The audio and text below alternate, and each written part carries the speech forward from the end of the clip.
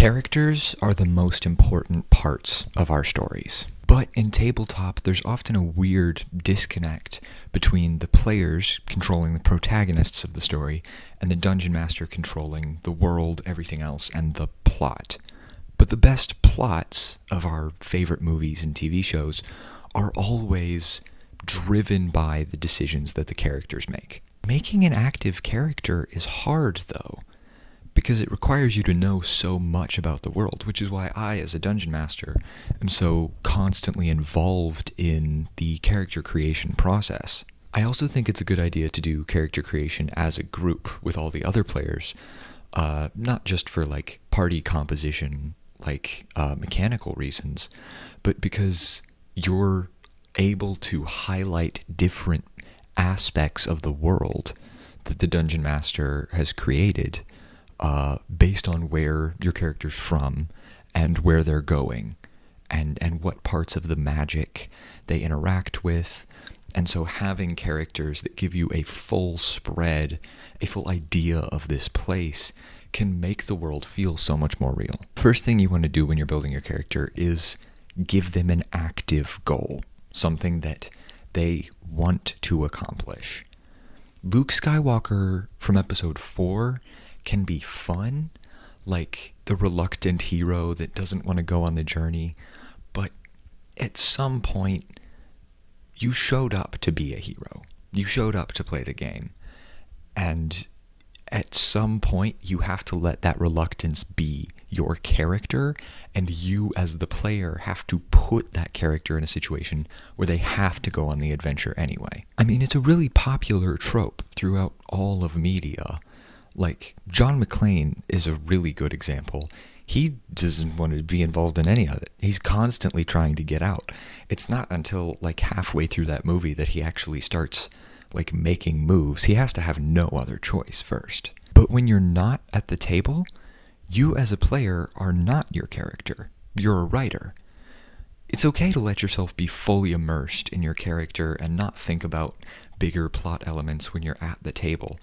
But away from the game, the only way to really achieve these satisfying stories is if you as a player are focusing on where your character's arc could go next and collaborating with the dungeon master to make sure the world around your character aligns in such a way that they have an interesting story to be told. If you were creating John McClane as a player, you wouldn't just create a cop who doesn't want to get involved.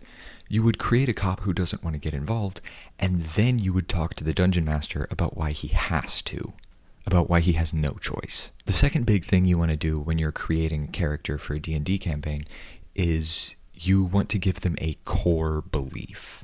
The most interesting thematic parts of these stories come about when the character's core beliefs are reinforced, challenged, questioned.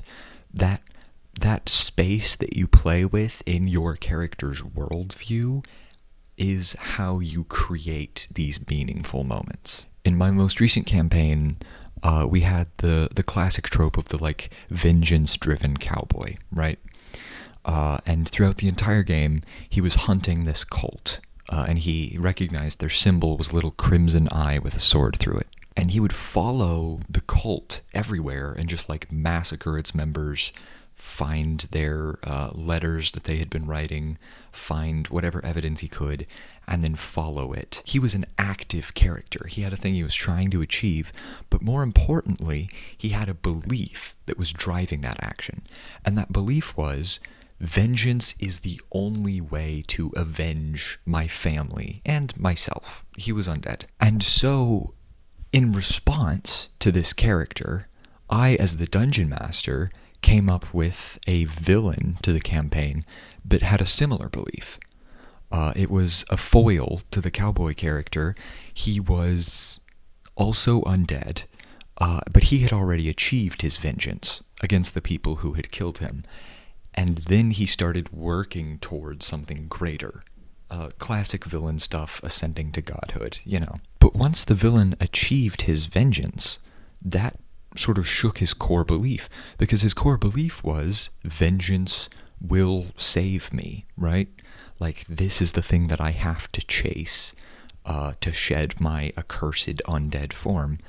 And then he achieved his vengeance and was still alive. He was still just hanging out. So he had to come up with something to do. And this was all backstory. This is all pre-campaign character arcs. But in the story, when these two characters come into conflict, it's not just people with competing goals trying to kill each other. Because they have these core beliefs that are driving them forward, there's a much more meaningful thematic point made in any scene where they talk to each other. And so we got to do a lot of really fun, really dramatic, like, villainous monologue, and then like his like retort.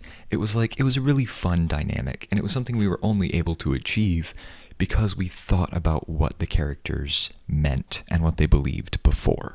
The ending to that story is probably one of the most satisfying character deaths I've ever gotten to be a part of as a dungeon master, which was the two of them facing off, the villain having partially ascended to godhood. So he was really powerful, and he was like starting to tear the party apart. Like, it looked like it was going to be a total party kill. But then the cowboy character steps forward, and rather than... this is his turning point. This is the climax of his story, right? And his belief changes in this moment from, I need to seek vengeance, to, I need to protect other people from this villain. The point was not to kill him.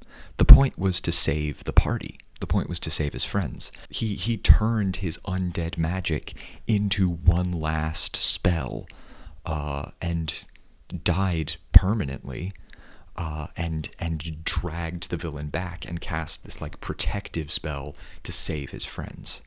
And that's something that you can't do unless you've created a character who has that belief driving them forward, and the Dungeon Master has created a world that can challenge that belief. It always just gets darker randomly in the middle of these because I take a break to edit what I've already done so I know where I'm going and I don't ramble off in a random direction.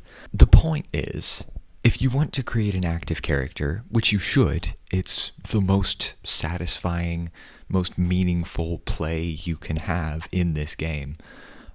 You should create a core belief that drives them forward, and you should also discuss with your dungeon master and with the other players at the table what the thematic meaning and what the core beliefs of these characters are, because that will allow the dungeon master to create truly meaningful character arcs for you. I know that sounded like the conclusion to the video, but I have one more story to tell. So, same campaign, another player character who's playing a changeling, and I've talked before about how magic systems play into the thematic meaning of a story, and how you can use like emotional genre conventions to do your world building. I'll put a link somewhere, or just, click on it. I have like 3 videos. Anyway, we built this changeling wizard character, and sometimes you discover what a character's core belief is, right? It started off as just a changeling wizard. It was an interesting character concept, but the player was rolling horribly. Like, he couldn't tell a lie to save his life. He would get horrible rolls every time he rolled deception. So then the character became a changeling wizard who's bad at lying. And that's a much more interesting dynamic. It's a very, it came about just through play, but it's a really clever subversion of that trope. And it ended up being a story about identity, and it became incredibly meaningful.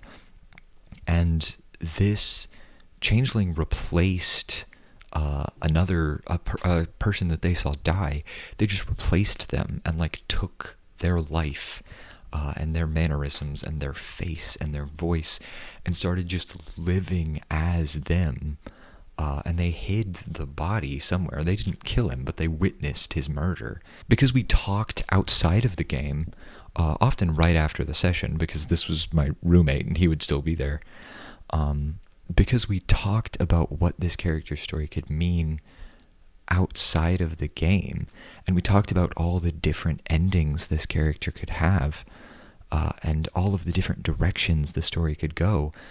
I was able to give this character one of the most horrifying and like kind of satisfying but still unsettling endings. He was playing these 3 separate character sheets, one of which was the changeling pretending to be a person, and the other 2 of which were his like minions, his henchmen that would follow him around, who didn't know that he was lying. And over the course of the story, they became like family.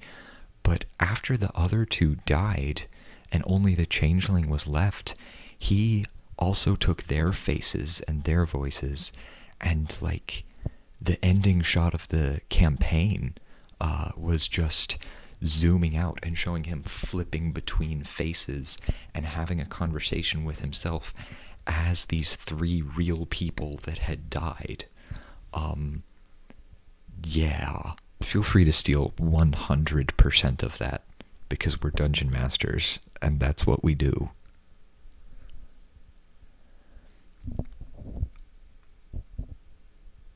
Thanks for watching. This one only took me about 40 minutes to make. That's pretty damn good.